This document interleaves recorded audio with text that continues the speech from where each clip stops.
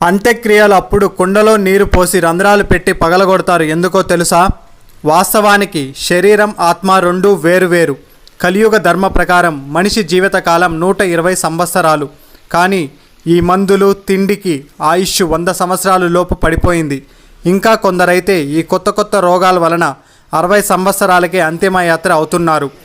ఆత్మ చెప్పినట్టు శరీరం వినాలంటే శరీరం ఆరోగ్యంగా ఉండాలి. శరీరంలో ప్రాణం ఉన్నంతసేపు అందులో ఆత్మ ఉంటుంది. శరీరం చనిపోయిందంటే ఆత్మ అందులో ఉండలేదు. ఎందుకంటే ఆత్మ చెప్పినట్లు శరీరం వినే స్థితిలో లేదు.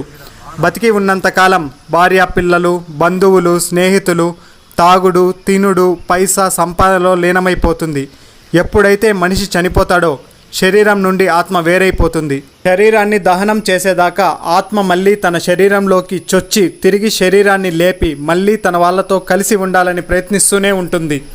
పాడె కట్టి శరీరాన్ని ఎత్తుకుపోయేటప్పుడు కూడా శ్మశానానికి కొద్ది దూరంలో దాన్ని దింపి చిన్న ముళ్ళెలో కట్టిన బియ్యాన్ని విప్పి కింద పోస్తారు. ఎందుకంటే శరీరాన్ని కాల్చిన తర్వాత కూడా ఇంటి మీద తన వాళ్ళ మీద ఇష్టంతో ఆత్మ ఇంటికి రావాలంటే శరీరం మీద ప్యాలాలను ఈ బియ్యాన్ని పూర్తిగా ఒక్కో గింజను లెక్కించిన తర్వాతనే ఆత్మకి తన వాళ్ళను చూడడానికి అనుమతి దొరుకుతుంది. అది కూడా సూర్యోదయం లోపు మాత్రమే. అంతలోపు లెక్కించకపోతే మళ్ళీ తిరిగి మొదటి నుండి లెక్కించాలి.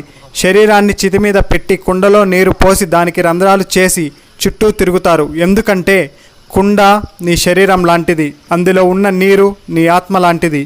కుండకు పెట్టిన రంధ్రం నుండి నీరు ఎలాగైతే వెళ్ళిపోయిందో నీ శరీరం నుండి నీ ఆత్మ బయటికి పోయింది.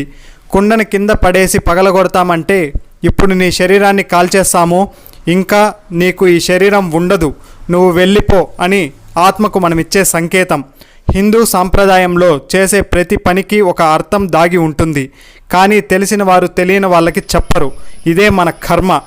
ఇలా ఎందుకు చేస్తున్నారు అంటే ఏమో నాకు తెలియదు, మా తాత ఇలాగే చేశాడు, నేను ఇలాగే చేస్తున్నాను అని చెప్తారు. కానీ ఎందుకు చేస్తున్నారో ఎవరికీ తెలియదు. దయచేసి భారత ఆచార సాంప్రదాయాల గురించి తక్కువ అంచనా వేయకండి. అందులో నిగూఢ అర్థం దాగి ఉంటుంది. ఇప్పటికైనా ఎవరైనా చిన్నపిల్లలు అలా ఎందుకు చేశారు, కుండకి రంధ్రం ఎందుకు పెట్టి పగలగొడతారు అని మనల్ని అడిగితే మనం తెలియదు అని జవాబు చెప్పే పరిస్థితి అయితే లేదు. ఈ వీడియో ద్వారా ఎందుకు పగలగొడతారో మనం పూర్తి వివరం అయితే తెలుసుకున్నాము. మీరు కూడా ఇంకా ఎవరైనా మిమ్మల్ని అడిగితే మీ దగ్గర ఈ ప్రశ్నకు జవాబు ఉంటుందని నేను ఆశిస్తున్నాను. ఈ వీడియో మీకు నచ్చినట్లయితే దినేష్ రాయల్ అఫీషియల్ అనే యూట్యూబ్ ఛానల్ని లైక్ చేసి మరిన్ని ఇటువంటి వీడియోస్ కోసం మన ఛానల్ని సబ్స్క్రైబ్ చేయండి. మీ యొక్క విలువైన సమయాన్ని వృధా చేయకుండా ఇటువంటి మంచి ఇన్ఫర్మేషన్ని నేను షేర్ చేస్తూనే ఉంటాను. Thank you friends.